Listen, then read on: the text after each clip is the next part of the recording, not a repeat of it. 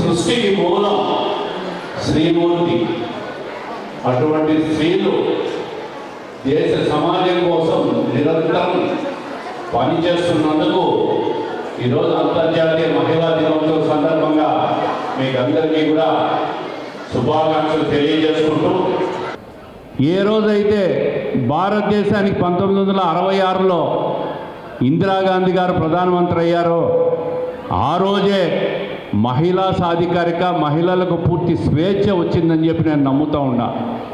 సుదీర్ఘకాలం అంటే 16 సంవత్సరాలు పైబడి ఆమె ప్రధానమంత్రిగా పనిచేసింది, దేశానికి అనేక సేవలు అందించింది.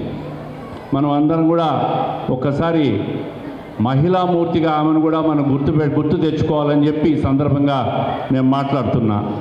ఈరోజు మహిళలను చూస్తే ఎంతోమంది ముఖ్యమంత్రులు అయినారు, గవర్నర్లు అయినారు, స్పీకర్లు అయినారు, అదేవిధంగా రాష్ట్రపతులు కూడా అయినారు.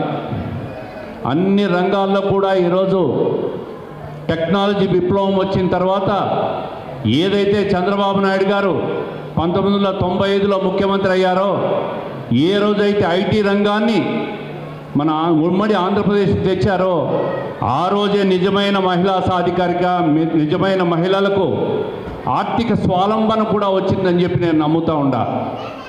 ఆయన తీసుకొచ్చిన ఐటీ విప్లవం వల్ల, ఆయన తీసుకొచ్చిన బిజినెస్ స్కూల్ వల్ల, ఇవన్నీ తీసుకురావడం వల్ల మహిళలు చదువుకునే అవకాశం వచ్చి వాళ్ళు కూడా వాళ్ళ కాళ్ళ మీద వాళ్ళు నిలబడే పరిస్థితులు కూడా వచ్చినాయని చెప్పి మీకు అందరికీ కూడా తెలియజేస్తూ ఉండా. అదేవిధంగా ఏదైతే ఈరోజు ప్రభుత్వం పేదలకు సంక్షేమ కార్యక్రమాలు తీసుకొస్తూ ఉందో ఆ సంక్షేమ కార్యక్రమాలన్నీ కూడా చంద్రబాబు నాయుడు గారు ఎప్పుడూ మహిళలను ఉద్దేశించి మహిళల కోసమే తీసుకొచ్చిన కార్యక్రమాలు కూడా మీకు అందరికీ తెలియజేస్తూ ఉండా. ఈరోజు శ్రీశక్తి పథకం కింద గత సంవత్సరం ఆగస్టు 15వ తేదీ ప్రారంభిస్తే ఈ రోజుకు దాదాపు గణాంకాల ప్రకారం 50 కోట్ల మంది మహిళలు బస్సు ప్రయాణం చేసినారని చెప్పి ఆర్టీసీ వాళ్ళు గణాంకాలు రిలీజ్ చేశారు.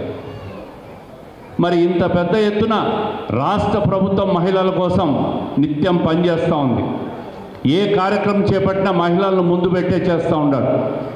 ఏ కార్యక్రమం, ఏ సంక్షేమ కార్యక్రమం పెట్టినా మహిళల పేరే చేస్తున్నాడు.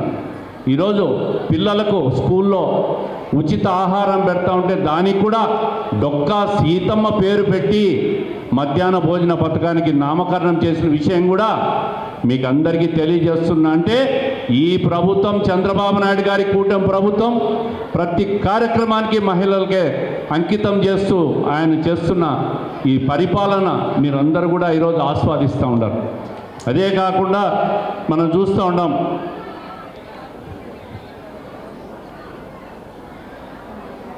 ఈరోజు మహిళలు ఉత్పత్తి చేస్తున్న, తయారు చేస్తున్న కార్యక్రమాలు అమెజాన్లో కూడా అమ్మేదానికి కూడా రాష్ట్ర ప్రభుత్వం కసరత్తు చేస్తూ ఉంది, ప్రారంభం చేస్తోంది.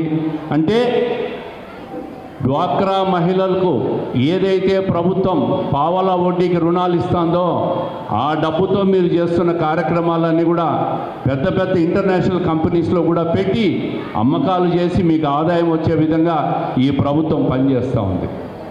నేను ఈ సందర్భంగా చెప్తా ఉండా, ఇన్ని కార్యక్రమాలు ఈరోజు భారతదేశంలో 50% మీ సామర్థ్యంతో జరుగుతూ ఉందనుకోవడం ఒక విషయం అయితే, 2047 స్వాతంత్రం వచ్చిన 100 సంవత్సరాలకు మీరే 100% ప్రతి మహిళ పని చేయాలనేదే ఈ ప్రభుత్వ ఆలోచన. ప్రతి మహిళ పని చేసి సంపాదించే స్థాయి, అంటే ఆర్థిక స్వావలంబన వాళ్ళ వల్ల 10 రూపాయలు కుటుంబానికి ఆదాయం వచ్చే విధంగా ప్రభుత్వం తీసుకుంటే నిర్ణయాలని కూడా ఈ సందర్భంగా మీకు ముఖ్యమంత్రి గారు ప్రతిరోజు చెప్తూనే ఉన్నాడు.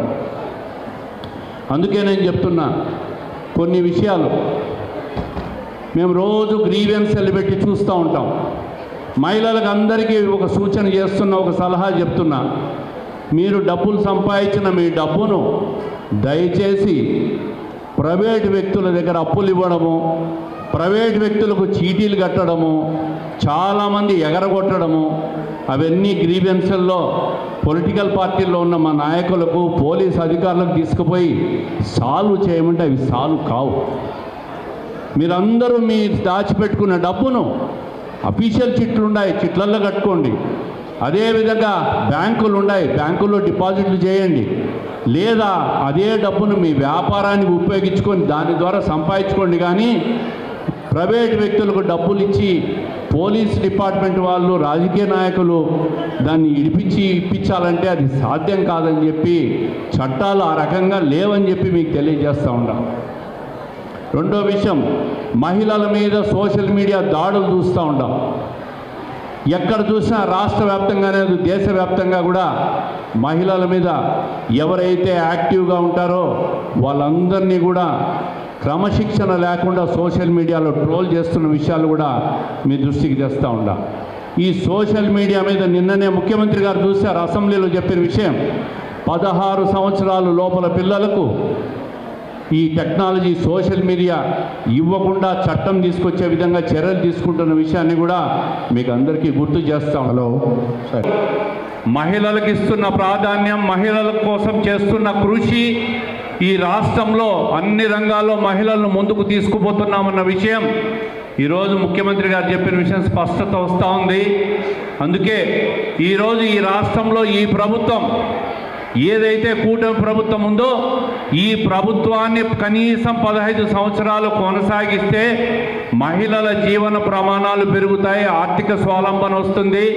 అదేవిధంగా అన్ని రంగాల్లో మహిళలను ముందుకు తీసుకుపోతున్నామనే విషయాన్ని ముఖ్యమంత్రి గారి నుంచి వచ్చిన నోటి నుంచి వచ్చిన స్పష్టత మీకు అందరికీ తెలియజేసుకుంటూ, మరి కడప జిల్లాలో మహిళల కోసం డ్వాక్రా సంఘాలు, మెప్మా డిపార్ట్మెంటు ఇవన్నీ కూడా మన గౌరవ కలెక్టర్ గారి నాయకత్వంలో ప్రభుత్వ ఆకాంక్షల మేరకు, ముఖ్యమంత్రి గారి ఆశయాల మేరకు పనిచేస్తున్నారు. మహిళల జోలికి వస్తే తాట తీస్తాం, గాంజా బ్యాచులు, రౌడీలు, ఎక్కడైనా మహిళల జోలికి వస్తే తాట తీస్తామనే ఎస్పీ గారు ఉన్నారు. అదేవిధంగా మహిళల రిప్రజెంటేషన్ కోసం కడపలో మహిళా ఎమ్మెల్యే ఉన్నారు, జాయింట్ కలెక్టర్ అయిన మహిళ గారు ఉన్నారు. అదేవిధంగా యువ ఎమ్మెల్యే చైతన్యరెడ్డి, జిల్లాలో సీనియర్ ఎమ్మెల్యేలు కూడా ఉన్నారు. ఈ ప్రభుత్వాన్ని ముందుకు తీసుకుపోవడంలో అందరి పాత్ర క్రియాశీలకంగా ఉంటుంది. అదేవిధంగా కడప జిల్లాలో మిగతా మహిళా ఉన్నతాధికారులు ఉన్నారు, దాదాపు 180 నుంచి 200 మంది. మరి వాళ్ళందరూ కూడా అనేక రకాల ప్రభుత్వ ప్రాధాన్యత ఇచ్చి మహిళల కోసం, మహిళల అభ్యున్నతి కోసం కృషి చేస్తుందని చెప్పి తెలియజేసుకుంటూ, మరి ఈరోజు మహిళల్లో పోలీసులు ఉన్నారు, మహిళా కానిస్టేబుల్స్ ఉన్నారు. మరి వాళ్ళు సైకిళ్ళే కాదు, మోటార్ సైకిళ్ళే కాదు, ఆటోలు కాదు, ఆర్టీసీ బస్సులు కాదు, పొక్లైన్లు కూడా మేము ఆపరేట్ చేయగలమనే విధంగా ఈరోజు పొక్లైన్లకు కూడా ట్రైనింగ్ ఇస్తున్న, మహిళలకు ట్రైనింగ్ ఇస్తున్న ఈ ప్రభుత్వం ఏ విధంగా మహిళల కోసం ప్రాధాన్యత ఇస్తుందో ఒక్కసారి మీరు తెలియజేసుకుంటూ, మరి అందరికీ నమస్కారం, మహిళా దినోత్సవ శుభాకాంక్షలు. ప్రతి మహిళామూర్తికి కూడా శుభాకాంక్షలు తెలియజేసుకుంటూ, మహిళలను గౌరవించిన రోజు ఈ సమాజం అనేక రకాలుగా ముందుకు పోతుందని చెప్పి తెలియజేసుకుంటూ